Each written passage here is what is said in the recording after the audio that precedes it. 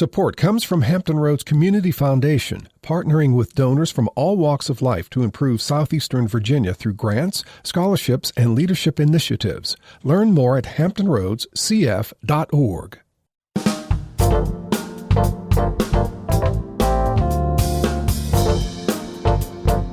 Hello, everyone. I'm Another View producer Lisa Godley, filling in for Barbara Hamley.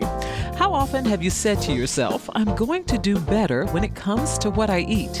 And you may do okay for a little while, but then life happens and you find yourself running back to those salty, processed, high-calorie dishes that taste oh so good.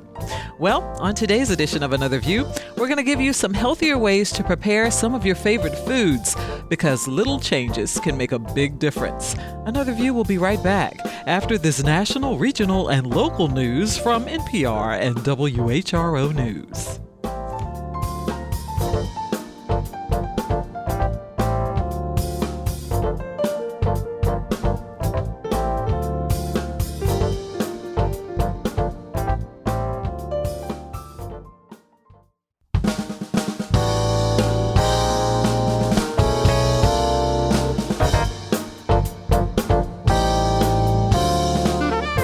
Discussing today's topics from an African-American perspective, this is Another View.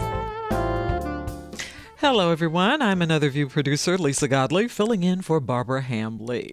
Now, before we delve into what promises to be an engaging and informative discussion on how we can all do better when it comes to our diet, I want to tell you about a very important event that's happening this Saturday in Portsmouth.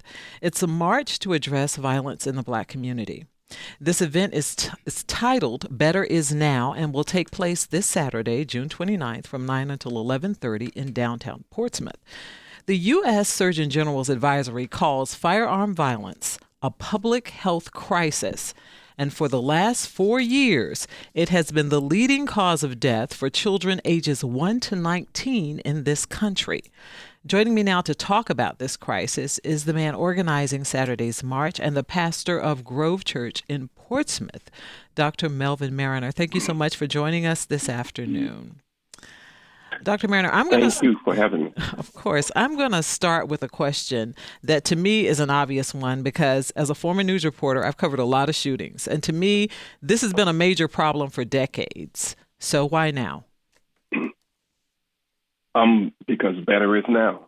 There's no particular expiration date on stepping in and engaging in a community to change the way in which we see things, hear things, perceive things to be. And so for me, there are moments where you feel helpless, and helplessness can really immobilize you to do absolutely nothing. So when you come into the realization that none of us have been called to do it all, you have to be a piece of the puzzle, an effective piece of the puzzle. So better is now simply says we had to step into the issues concerning our own Black community. What kinds of experiences, life experiences, do you think lead to the violent behavior that we see in the Black community? Wow, there are multiple ones. That's why this particular march, it is not focusing on law enforcement. It's not focusing on judicial system, legislation. It's not focusing on some of those things that we have commonly talked about, such as Black Lives Matter. And all those things are important within itself. But I think this particular situation is calling us to really engage the trench worker, to engage the parents, the mothers and the fathers, the sons and daughters, brothers and sisters, cousins, aunts and uncles, into an area where we actually not only deal with the impact and the contributing impact of this happening. We can go back and deal with the racism, and people don't like that topic, but that's a part of it as well. Economics is a part of it. A lack of family structure, discipline, parenting is a major issue that we're focusing on in this rally. So again, it's important that we understand there are many contributing factors to violence in our community. Again, helplessness, feeling as though we are invisible. People take out certain things upon their own trauma. Trauma is a part of this. Mental health, physical health, economical health. You can name it across the board. So there are many factors.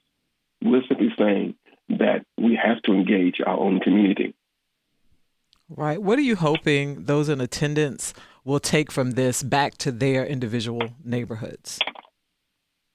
I'll just take back their responsibility to the village. The village is, the concept in the Black community that comprises so many different aspects, so many different people. And I really think that the thing is, it's not just bringing about an awareness. I think we all are aware by media daily, by the Surgeon General's new comment that we have an issue in our world, in our country, an issue in our Hampton Roads area. And so it's not just being aware. It's about learning, where can I participate?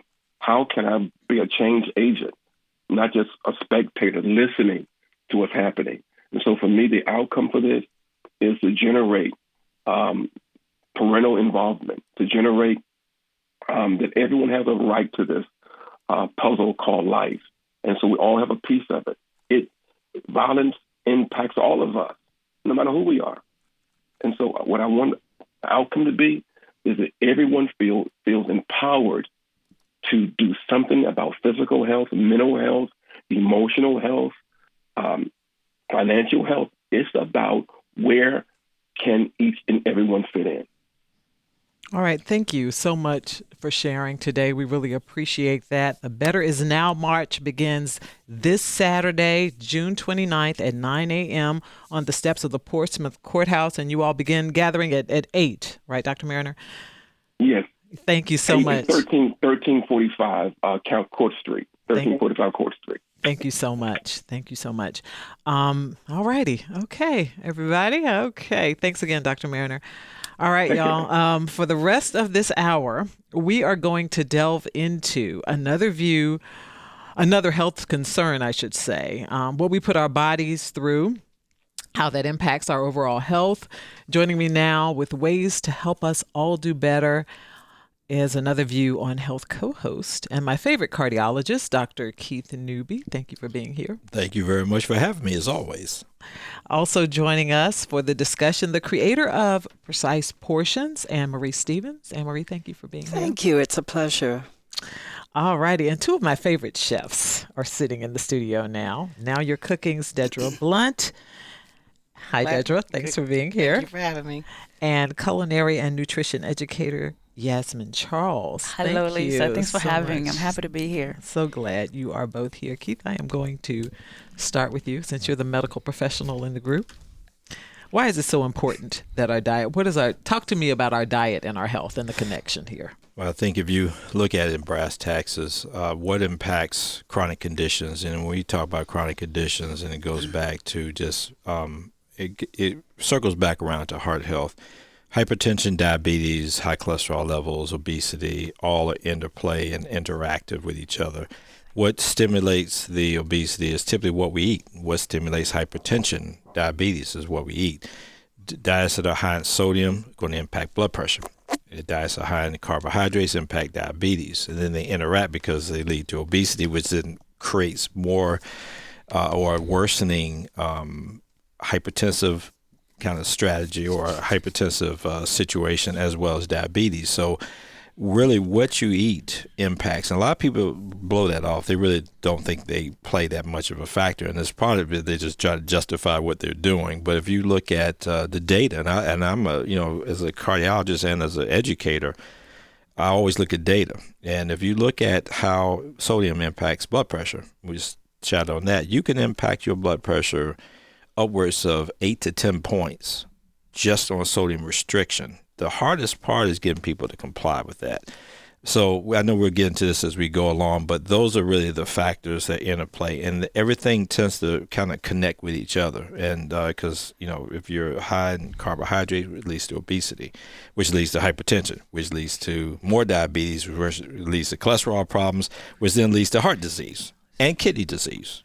So there's a lot of interplay, and it all stems to lifestyle. So a lot of people really don't really understand, even though I tried to preach that, but they don't understand the lifestyle impacts so much on chronic conditions. And but in this environment, it's hard to get this message across, because when you turn on the TV, all you see are fast food commercials, or, I mean, there's so much that drives you to doing the wrong things out there, and that's the unfortunate reality of what we have. So I can't blame people. They see what, they see, they want, they eat, they enjoy, and but then they have to pay the piper with me, which I'd rather try to get people away from that. I want to see you home with your families doing well.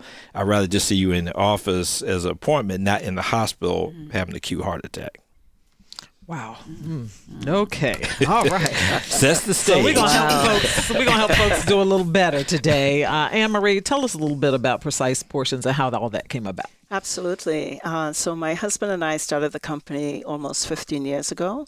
We're both chemical engineers, and unfortunately, we have a high incidence of type 2 diabetes in our families.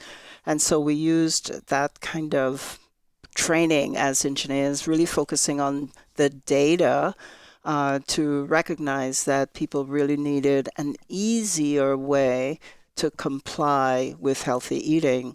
But there weren't any easy ways. And so we created a line of portion control tools, all clinical trial tested with the University of Cambridge in the UK, and sold to the American Diabetes Association for over 8 years. Our research, though, showed that people were still struggling kind of complying with a half of the plate being non-starchy veggies, which is the best practice.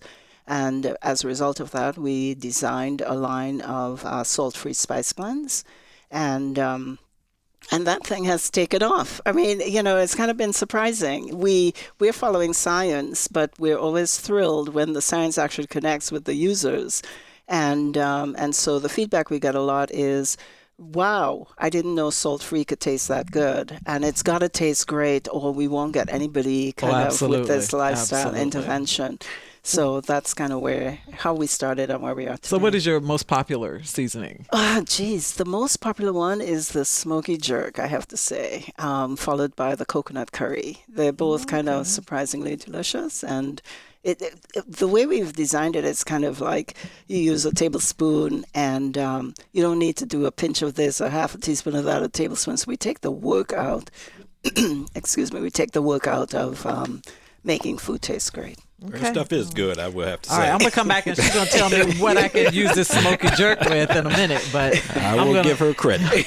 I'm going to move over here to Dedra Blunt. And Dedra, talk to me about your journey and how you got involved in looking for food substitutions and different things like that.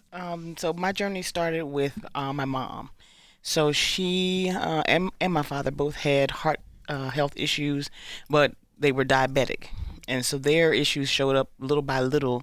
But I got really involved with it once we found out my mom had a silent heart attack. And it was something that we had never heard of before. So then we started doing our research and really got into, the fact that with her being diabetic since the 80s, how her health and her organs were being affected by her being diabetic, and just changing her diet and making sure she had the right things. And then we realized that there were many other people like her that were suffering. And our biggest thing for me was the church community, and how they go in, they pray, they thank God, and then they ask God to heal them. And then when church is over, they go in the back and eat everything that, so it was talking about fried chicken dinners. Yeah. So that's really where we all got started, was just trying to say, okay, hey, let's try to fix this. And I didn't realize it was going to be as hard as it is. Because that community, they're pretty tough, when you tell people they really shouldn't do certain things. Like, we've had classes, we had a lady sneak butter pats in her purse. So it's been a challenge just to kind of do those things. But that's why we got started, was just going, looking at our mom and saying, okay, how can we help you? And then how can we help other people that are like you to just make better choices and to not cook all your vegetables to death? And where is our middle of the road with all that? So. I'm going to get back on that, because some people say I cook my vegetables to death. What's the proper? I mean, where should they be? Those vegetables? They should. Should they still be? Should they really be crunchy still? Yes. So my mother's biggest issue was, she said they squeak when I bite them. And I was like, they should. And so what I would do when I was making her food in the beginning, I try to meet people where they are. So I would make hers take mine out when mine were done, and then cook hers the rest of the way longer. for her. But then little by little, start pulling it back some until she got used to it, because she was not really the girl to argue with. So I had to just meet her where she was, and then little by little, just start dialing it back without her knowing, because I have the spoon, I have the control. So that's what I would do, is just slowly pull back. Because it wasn't worth the argument. And you know, my daughter Jessica's a chef. She does that to me. She'll say, "Mom, take mine out now." Right. Because I'm still cooking. But see, and then for Jessica's sake, she learned the way that I learned. Everything was overcooked. Then she went to culinary school and learned another way. I'm not going to say the right way, another way. And then we come home, and then we have to battle with our family. Mm-hmm. And they say, well, why does everything have to have garlic in it? Why is it not cooked all? So it's definitely a struggle for us once you get a culinary education and you say, oh, that's how it was supposed to be made. It's just it's an eye-opening experience, but then it's hard to come home to your family and says, okay, this is how we should do it. And they're like, I'm not eating that. And I used to tell my mom all the time, let me show you what your money paid for when I went to culinary school. Let me show you what you paid for. Right. Okay, Yasmin, tell us a little bit about your journey and how you... I have been in the food industry since I was 16 years old. I've seen all aspects of the industry. I've worked in fast food. I was a cook in the Navy. I've taught at a culinary school. And one thing I know for sure is food is embedded in our psyche because it's here to help us survive. But the problem is we eat too much of it, right? Too much processed, too much sugar, too much protein. And so one thing I know for sure is what works is having a plan and sticking to that plan. And what I'm talking about is having a written menu every month. And so when I was teaching at a culinary school, I've taught menu planning. And so just like when we sit at home and we write out a spending plan with the budget, I do the same thing when it comes to my food with my diet. Once a month, I sit down and I write a monthly menu. And that's the difference between, you have to have a plan. Right? And so then having that menu allows you to now plan your meal prepping. When are you going to do your grocery shopping? When are you going to do your chopping, your marinating? You have to have a plan. That's one thing I know for sure that works. There's no magic to it. You just have to write it down and just go ahead and get it done. Okay. Yeah. All right. A plan. All right. Now, Keith, yes. you've done some changes in over the years that I've known you. Yeah. Well, you have to. You're supposed to be living by example. So, it's hard to tell somebody what they need to do if you're not willing to do it yourself. Right. But I do one thing. I get up here, Barbara and I, we talk trash about things, and and I'll talk tough, but I do realize that it is a tough road for a lot of people to change what they've done all their life, and it is hard. It's just like smoking or any other habit. Food is an addiction too, and unfortunately, so different people look at it in different ways. They're addicted for other reasons. It could be psychosocial issues or whatever. But, what I try to do, and I do get frank with some people, and I know it's tough on women because you guys have to, say, men, we don't care. I'm like, you cook what I eat. You eat what I cook or you don't eat. You guys have to sit there, well, I'm going to try to dial it back. It is what it is. You either eat it or you don't eat today. That's the difference between men and women. You guys are stuck in a battle with that. But I say that because, you almost have to just cook it. And my wife's a tough one with that. She'll say, listen, this is what the meal plan is of the day. You either choose to eat or you don't eat. And, and I get that part. So, but you're trying to help people live. That's the issue. In my field, when you see people dying every day, and they were preventable deaths. That's the hardest part of this job. And it has to be bad when your life is such that you almost don't care. You just say, whether I live or I die, hey, this is just what I have to deal with. And I'm like, but this is preventable. You can just change and live. Why would you want to, keep going down the same path and die? And for some people, that's why I say I think there are other factors that get people thinking this way. I think there are other social aspects of their life. It may be depression, it may be other things that go on, but that's the part that becomes a little tough. But, again, you got to start somewhere. And if you can at least start with the food aspect and get people looking at it differently, it's just when you see the aftermath, and I've mentioned this on the show before, you go into any dialysis center in Hampton Roads, and I guarantee you 90 to 95% is going to be African American. Yeah, I've noticed that. Guaranteed. And I have in my practice, and I have thousands of people in my practice, but I think I may have 2 white patients who are on dialysis, but I got hundreds and thousands that are African American on dialysis, and the 2 main things you see is hypertension and diabetes. Those are the 2 main ones that lead to that. So they're totally preventable, but the problem is because they're asymptomatic diseases, typically you don't feel high blood pressure, you don't feel diabetes, typically. So if your blood pressures are high or your sugar's high, you just keep doing what you're doing, or you avoid going to the doctor because you don't want to hear what we're going to say. Mm-hmm. But then when things go bad and things go south, you start looking at the kidney numbers and you're seeing they're starting to rise. And then people are like, oh, what do I need to do now? I'm like, I'm not sure what to tell you now, because we're already past the stage of no return. So we're going to try to work with you from where we are. But that's why I've been preaching this for so long. I'm trying to get you to take your medicine and to do things. And I tell people, if you don't want to take medicine, hey, I get it. I understand. But then you got to change your life around. Exactly. You can't.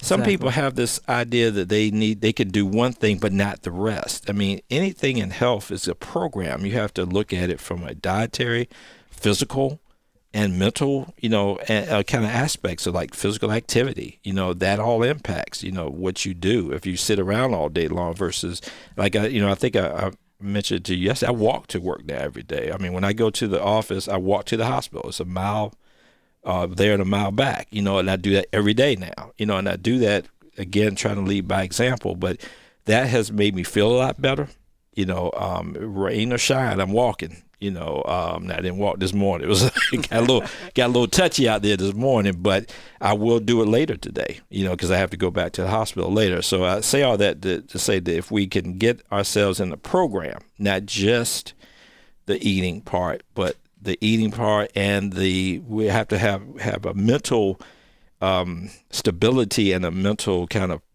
push to say we want to get there. And if you have that, the food aspect and the physical aspect, I mean, you can really impact, and you may not need certain medications anymore. Right. I'm working hard to get off my blood pressure medication. Anne-Marie, about 2.5 years ago, I went keto, and in the process, I've lost about 50 lb. Just amazing. So I eat a lot more vegetables than I used to, and I want to know how this, smoky jerk, how I can incorporate that into my. Hey, listen, sometimes people think that jerk is just something like for meat. But what we have been demonstrating is that these are just herbs and spices, and that it's when you roast, I mean, we highly recommend just roasting at very high temperatures, 420 plus, for 20 minutes. So we've made sweet potato fries with jerk. We've done, you can do eggplant with jerk, and so, of course, fish and all those other things. So it's very versatile, and a lot of times we really just need people to explore, and then we have to make sure that we reduce the risk or their perceived risk of them exploring with just really great flavors. Okay. So I have a question while we're on this subject, because I want to talk to the chefs in the room. When you're cooking, and we talked about, of course, pulling back a little bit on the vegetables, but like different types of oils or whatever, what's the best? Because I should say what's the best, because it's different for different people, but if you say I'm going to cook green beans, what's the recommended way they should be prepared? Because I'm thinking about things that I know our community likes, like green beans, broccoli, collards, but how to best prepare them in a way that's going to be not negative for their health. Okay. You want to take that one? I got it. Okay. I think it all boils down to the amount of oil. Mm-hmm. So in my house, it depends on what I'm doing and certain types of oil for certain purposes. Mm-hmm. So bacon fat is not a part of my household anymore, even though it was at a time. But I have regular vegetable oil, I have olive oil, and I have coconut oil. So depending on what I'm doing will determine which oil I use. But what I try to make sure people understand is the amount of oil. So I'm more of a technique-driven kind of chef. So, for example, it doesn't matter how expensive your pan is. If you don't know to heat the pan first, then add the oil, it's going to stick. So I think because people don't understand the mechanics of the tools they're using, let me add more oil to it. It's, so are you sauteing or are you frying? What are we really doing? Because a lot of times they start out with a little bit of oil in the pan for green beans. Oh, it's sticking to the pan. Let me add some more oil to it. Please stop. And just okay, because I have done that. Yeah. Okay, so this is helpful. This is helpful. And sometimes you just have to let the food cook. Because TV gives us a perception that when you cook, you got to constantly be doing something, moving stuff around. Leave it alone and let the food cook. So heat the pan, add the oil, let the vegetables cook. Every now and then, move them around so they don't stick, but don't add any extra oil. Okay. If you add anything, add a little bit of broth or something of that nature, but not extra oil, because you're going to be frying by the time you're all said and done. Gotcha. I'm going to let you start in just a second. Okay. Now, if you're just joining us, we're exploring ways to eat healthier, and to help share this very important information is cardiologist Dr. Keith Newby and the owner of Precise Portions, Anne-Marie Stevens, and Chef Dedra Blunt, and Chef Yasmin Charles. Now, if you've discovered some healthier food choices that you love, give us a call, 757-440-2665 or 1-800-940-2240. Yasmin? Yes, ma'am. Okay, so the Italians have an expression called al dente, which means to the tooth, right? So going back to your question about, for example, you mentioned green beans. So when you're cooking vegetables, you want, first of all, you want it to be crispy. You want that al dente in there, and you want it to retain the color, right? So the first thing you want to do is you want to blanch the green beans, right? You want to blanch your bok choy, whatever greens you're trying to cook. And then when it comes to the oils, I always tell my students especially, you want to stay away from animal fat and go with plant-based oils because, again, going back to what you do for a living, oils are considered heart healthy because they help reduce heart disease. And then, of course, are you going to saute it or are you going to maybe steam the vegetable? You have to decide on what kind of cooking method is best based on the vegetable that you're working with that particular day. But going back to the oils, stay away from animal fat. You want to do oils because, again, they are supposed to reduce heart conditions. So you're saying throw the ham hocks? Yes. You're saying throw the ham hocks. Stay away out. from the lard. Stay away from the butter. All right. I have a special guest on the phone, Chantel Davis, who runs Avocargo, and y'all know that's one of my favorite food trucks with her collard green egg rolls. Chantel, are you with us? Yes, I am. Happy to be here. All right. I want you to share your story because you went through a weight loss journey, and I want you to just briefly share your story with our listeners. Yes. So I started having some of the usual things that our community suffer with: back pain, arthritis, high blood pressure, and I was overweight. My scale read 256 pounds. So I lost about 100 pounds, gained some really bad, but because I be eating good up here on the truck. But I lost about 100 pounds, and my partner, who was 400 pounds, he lost 200 pounds. And the way I did it was exactly what you guys are speaking of, alternative foods. So some of the oils that I use, I heard someone say coconut oil. For cooking, I use grapeseed oil or avocado oil. Those are heart healthy as well. And then I just swap out stuff. Like sometimes I don't eat meat every day. I don't eat meat all day. Sometimes I switch out stuff. Like, for instance, you said collard greens. I love collard greens with some grits. And maybe put some vegan cheese up there. You don't have to have butter. They're doing good on the vegan cheese these days. It's tasting really cheesy. And everything is about how you season your food as well. I got away from like the Lowry seasoning or adobo seasons, and now I make my own blends out of like pink Himalayan salt, which is full of minerals that your body can relate to. I also use a lot of herbs to make up for some of that seasoning that we're used to. I think we need to just go back to, traditional times when our grandparents, they used to pick greens from their garden, find a farmer's market, explore different vegetables. Sometimes we get so caught up in just the green beans and the collards and the cabbage when, you have bok choy out there. Go to the international market. Try out different things. Don't get stuck in a rut. My meat substitute is like mushrooms. And they have all different mushrooms. They have mushrooms that taste like seafood. They have mushrooms that taste like chicken. Just start doing more research about these things that you can put together. Maybe eat more wild-caught fish. Go to a fish market. Plan out your meals for the week. That really helps. And like a weight loss regimen or maintaining your weight. Not eating so much fast food because there's a lot of hidden chemicals and fats in these foods that we eat in the street. You can't really monitor what they're doing. When Grandma cooked for us, she cooked, from her heart with love. So even if you had a ham hock, she might have put some extra love on it with her heart, and we were able to digest it easily. Whereas these days, it's just different. A lot of grandmas aren't cooking anymore. So we have to go back to those times. Thank you so much, Chantel, for sharing with. We really appreciate that. I know you're busy out there.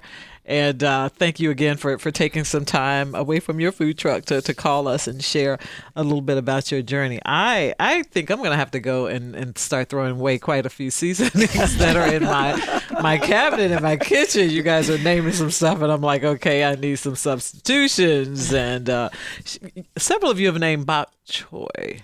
Yes. I did. Okay. It's a Chinese cabbage. How do you cook that? You can... It takes less than 2 minutes. You cut it up. You can either chop it or cut it in half. As a matter of fact, over the weekend, I had several guests over, and I made Asian-style curry chicken with baby bok choy and red bell. Matter of fact, it's one of the recipes I sent to you.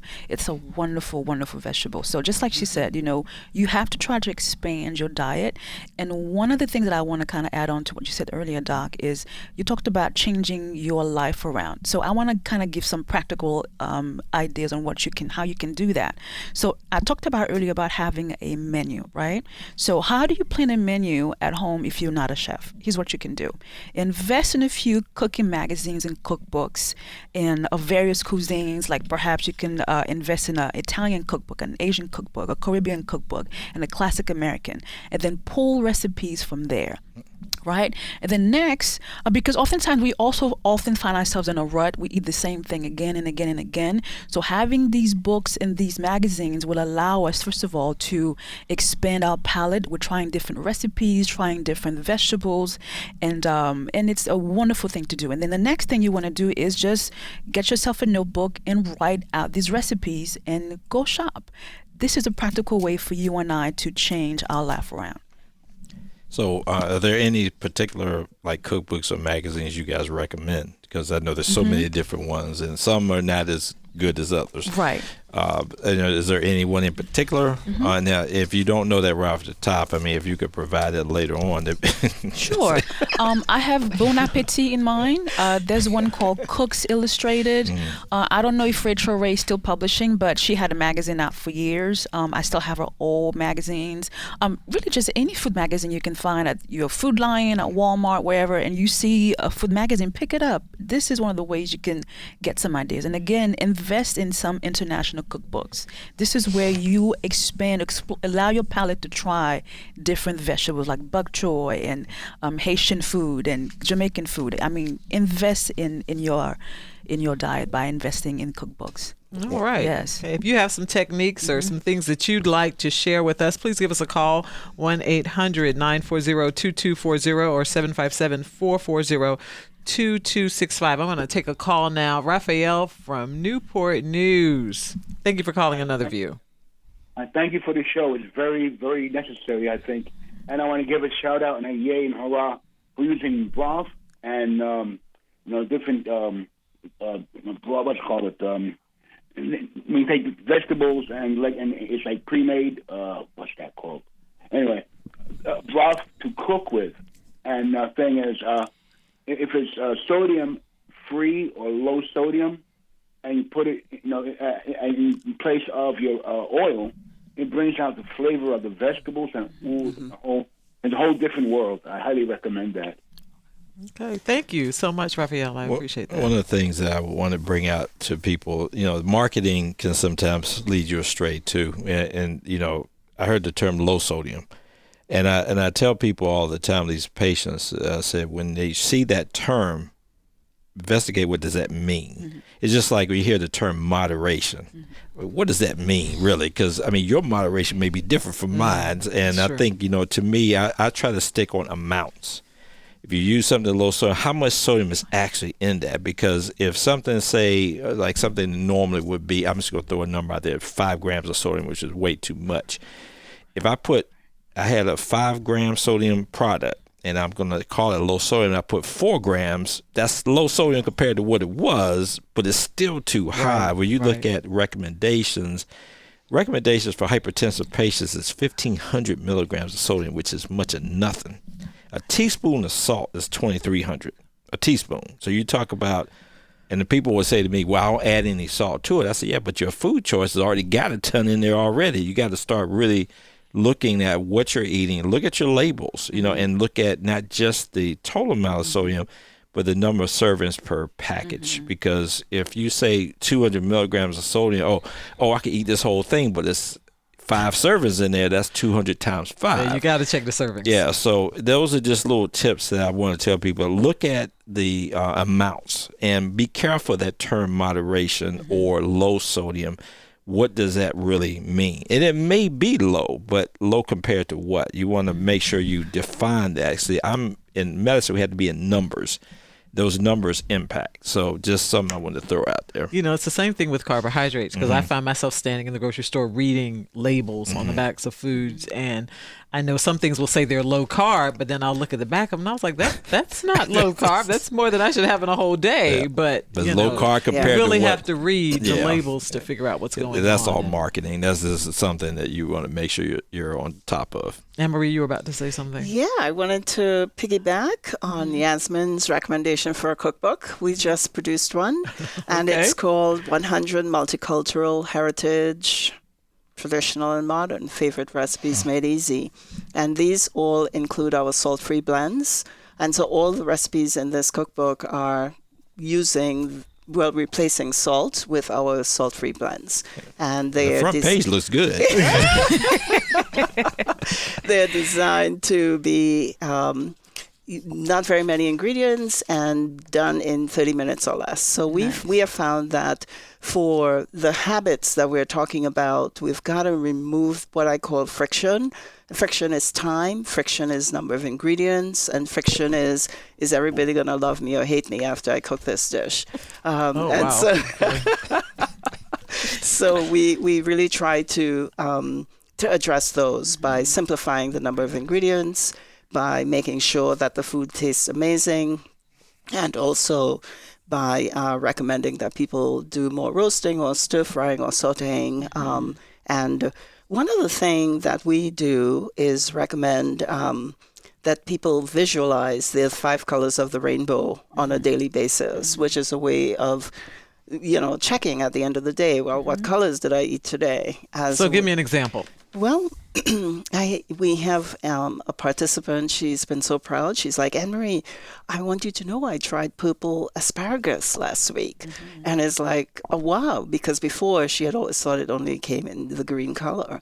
But purple is her favorite color. And so we're encouraging her to continue down her purple path, but find, all these variety of fruits and veggies that are purple. Very nice. So give me an example of rainbow, like what would be on a plate? Oh, yeah. So you would have, we talked about green beans, but then you can add coleslaw without mayo, using olive oil and some of our herbs and spices. But in your colored greens, you'd now want to make sure you always have carrots, shredded carrots. You'd want to make sure you add a purple cabbage as well, or red cabbage. You'd want to make sure you have some green peppers in there, some yellow peppers. And there you have your 5 colors, and that's coleslaw. Okay, gotcha. Dedra, is it fewer ingredients? Is that always better, or just it depends on what you're cooking? I say fewer is better all the time, because when you look at a recipe and there's so many ingredients, it's a turnoff to people. So if they feel like they can't accomplish it, they're just going to go back to what they know. So if you get a book and now I got to go and I got to find wild mushrooms and I got to find fiddlehead ferns and all this other kind of stuff, they're not going to prepare it because they say, well, I really want to try it, but there's too many steps. So that's why I notice a lot of people are leaning towards pre-made sauces and rubs and blends that are loaded with sodium because they can take that and shake it. And they don't have to add anything else. It's not going to cost them anymore, and they don't have to hunt for certain ingredients. So that's why I feel like salt-free spices and sugar-free and filler-free spices are a lot better because of the fact that it takes out the guesswork. So, if you can make dinner with 5 ingredients or 4 ingredients, you know exactly what they are. You know your favorite item. So, when you're on a path to have a better lifestyle, don't go outside of your comfort in the beginning. Stick with what you know and try to make those dishes healthier because those are things that you already eat versus, going and eating something that you're just going to slide in the trash can. Start where you are and make those dishes better, then start to expand your palate. I can't tell you how many hundreds of dollars of food I have thrown in trash cans since I've gone keto. All right, let's take a call. Aaron from Carrollton. Aaron, thank you for calling Another View. Go right ahead. Yeah. So I'm curious, how do I find a dietitian or somebody to kind of help me make these changes? Because I call the clinics and say, can I come in and be seen and stuff? And they can't work with me because I'm not diabetic yet. And I want to avoid that. Right, gotcha. Yasmin, you yes, so I would like to recommend this website to you, ma'am. It's called eat.org. You will find information on how to locate a dietitian based on your area. It's a wonderful, wonderful website. You can actually pull up recipes. You can actually pull up food articles on there. It's a wonderful website to go to, but definitely go to eat.org to be able to find a dietitian in your area. Okay. They're tough to find. Dietitians. I'm glad you brought that up. Oh, we're going to segue right into, is it Duran? Hello? From Virginia Beach? Can you hear me? Yeah. Yeah, that's actually a perfect transition. My wife is a registered dietitian in the area that specializes in renal and, dialysis and such like that, has worked in, big name clinics around here, helping people read labels, really open a new book, if you will, to things that to look at food in a different way. It can still be fun and delicious without being, within your dietary needs. Right. Is your wife is she employed by a healthcare system or is she independent? How does that work for her? She does both, really, but she also does have her own private practice. If you just Google Michelle Hornsby, she'll pop up on there. She does see patients. She does go through insurance, all those sort of things. Again, she does have her renal certification, which there's only a good handful, even in the state of Virginia, that do have that. So she's a great contact for that. Okay. Thank you so much for calling in. We really appreciate that. That stuff is important because it does impact, and for us in medicine, I would get asked a lot about, dietitians, but I'm glad you brought that website because that's one of the biggest issues I have is trying to find somebody to refer them to because people will ask, I want to, be referred to a dietitian and they're not easy to find. I mean, at least not in my world, it's not, but that website would be very helpful. At least I could refer people to that because that's one of the tougher parts is you want to educate people so they understand. It's a tough road to really change that part of people's lifestyle around because, I always laugh when we talked about these different types of salt. Somebody would tell me, I never use salt. I use Himalayan salt. I say, what's the second word you said? But a lot of people look at that differently. And some of these Lowry's seasoning, there's still salt. Oh, it's heavy in there. sodium. Yeah.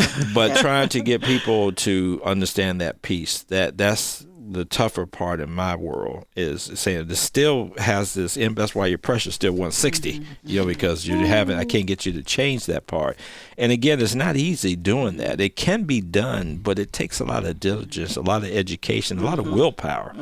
Because change that, and that's why I tell people I don't beat them down behind it because I understand the toughness, how tough it is to make changes, but they really impact. A lot of people really don't really understand that, but it does significantly. And people tell me I don't want to take medicine, but I'm like, but then work on the other part. But if you do one without the other, you're going to fail. I mean, because it has to be a program that you develop for yourself.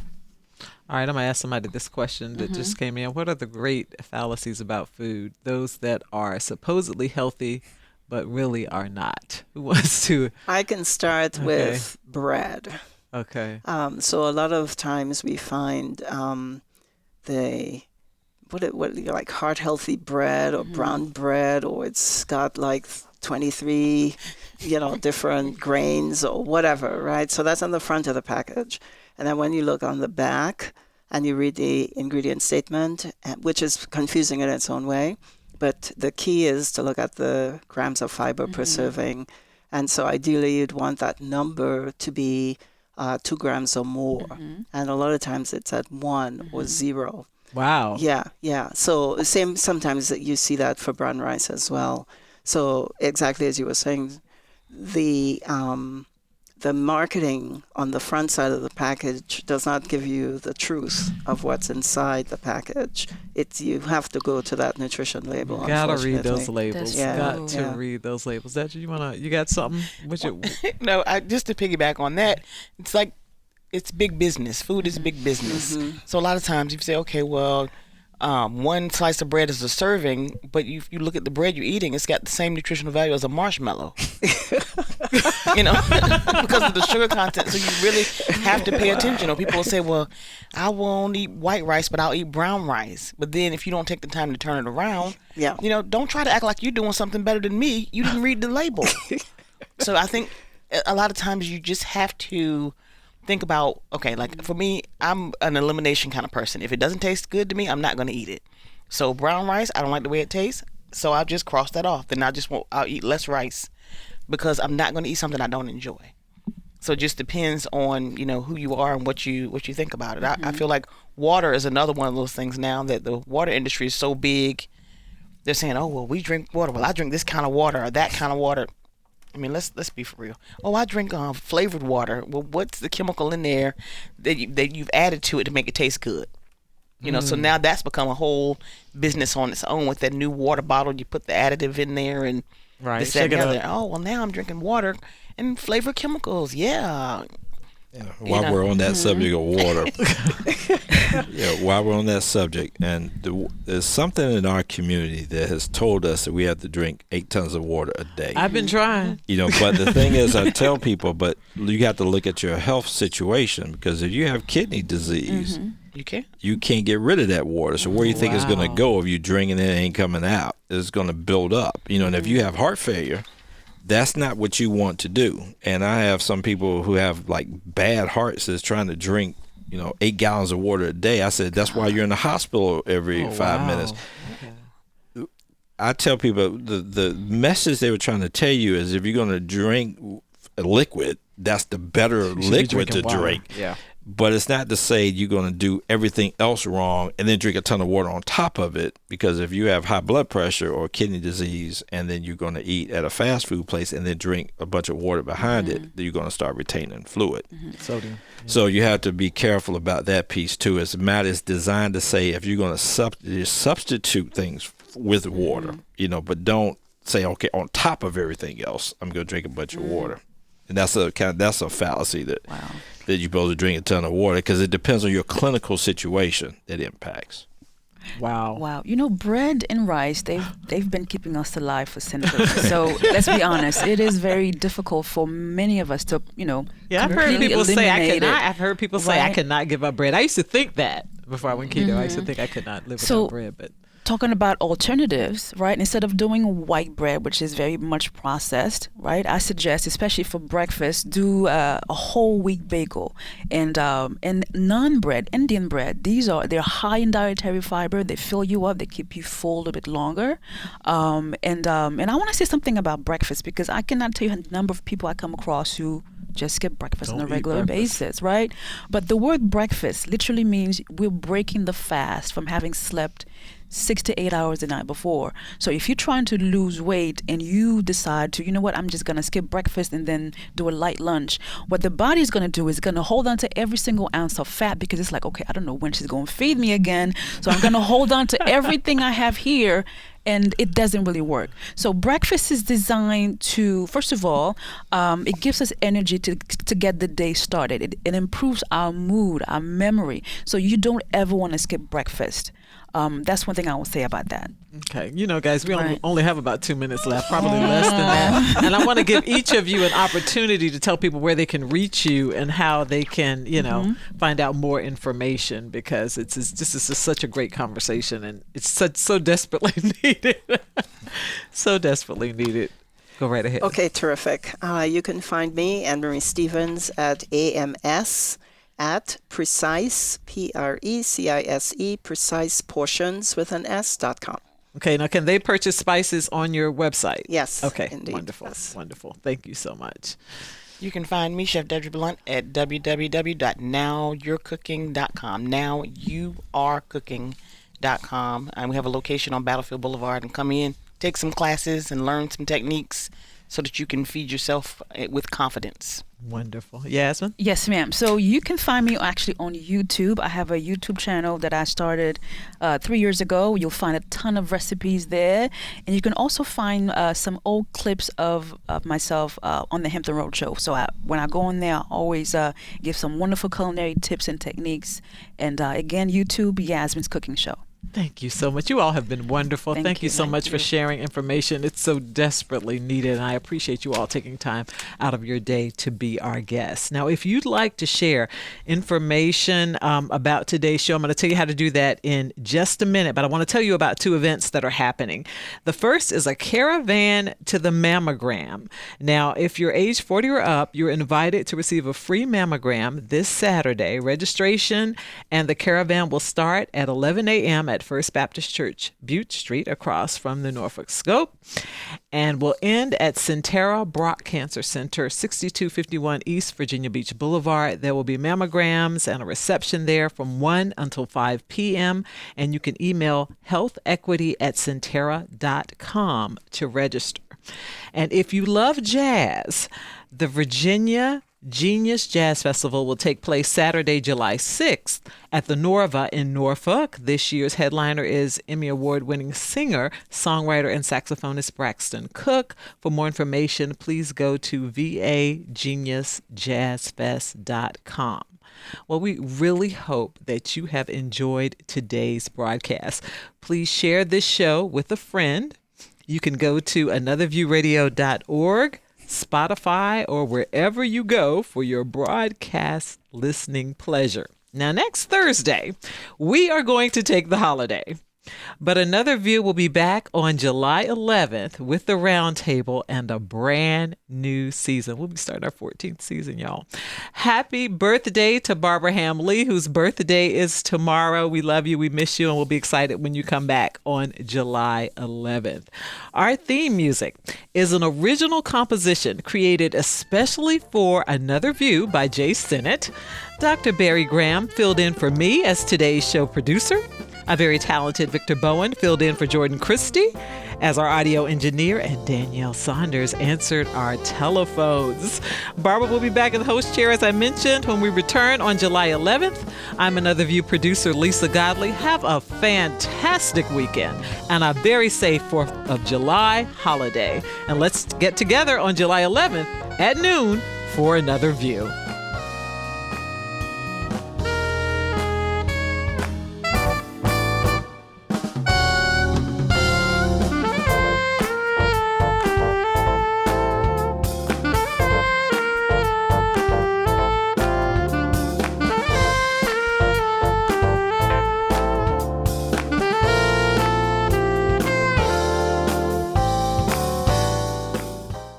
Support comes from Hampton Roads Community Foundation, carrying out your charitable wishes forever, whether it's helping shelter animals, feeding the homeless, enhancing the arts, or supporting students. Learn more at leaveabequest.org.